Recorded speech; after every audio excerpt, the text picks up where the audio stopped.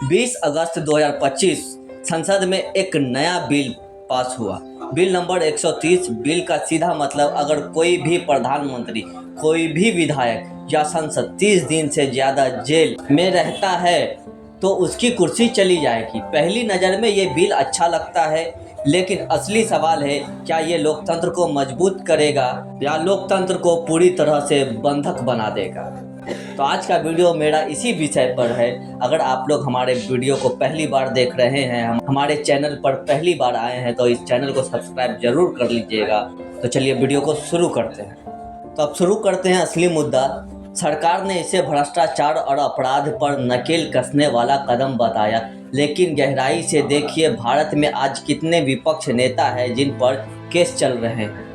ममता बनर्जी पर सीबीआई की तलवार, केजरीवाल पहले से ही जेल की सजा काट रहे हैं, तेजस्वी यादव पर ईडी का केस, हेमंत सोरेन भी जेल जा चुके हैं। यानी विपक्ष का बड़ा हिस्सा पहले से ही जांच एजेंसियों के निशाने पर है।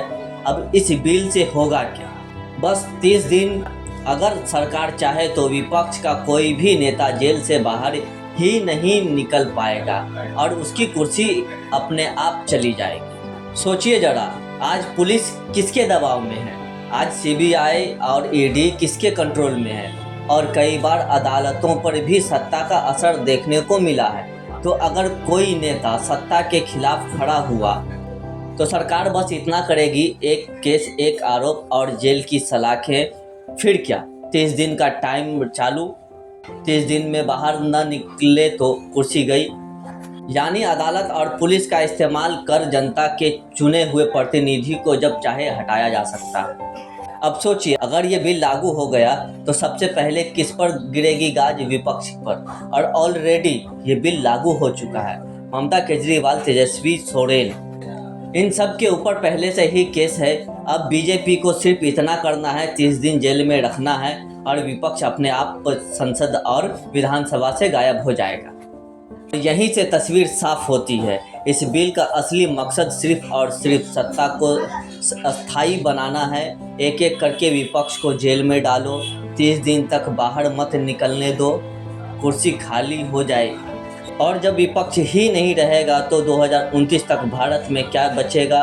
1 नेशन 1 इलेक्शन 1 पार्टी, और वो पार्टी होगी बीजेपी।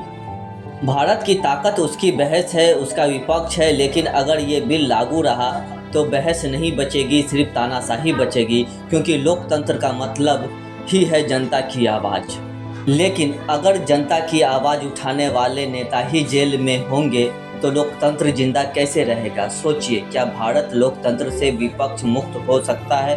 और अगर हो गया तो फिर जनता का क्या होगा?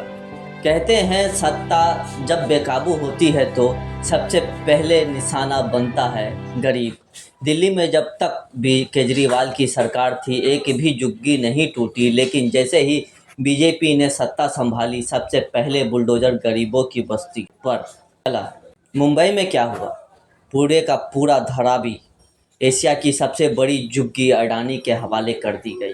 तो सोचिए, अगर विपक्ष ही ख़त्म कर दिया गया तो कल हर शहर की हर झुग्गी, हर गरीब की हर झोपड़ी बुलडोज़र के नीचे होगी।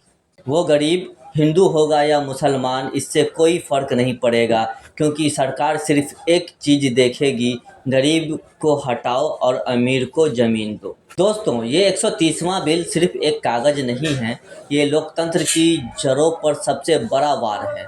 अगर आज आवाज़ नहीं उठी तो कल आपकी बस्ती, आपका घर, आपका हक सब बिक जाएगा। सोचिएगा ज़रूर, क्योंकि जब विपक्ष नहीं बचेगा तो जनता भी सुरक्षित नहीं बचेगी। अगर आप लोगों को मेरी बातों में थोड़ी सी भी सच्चाई नज़र आया हो तो इस वीडियो को शेयर ज़रूर कीजिएगा और हाँ, हमारे चैनल को सब्सक्राइब ज़रूर कीजिएगा।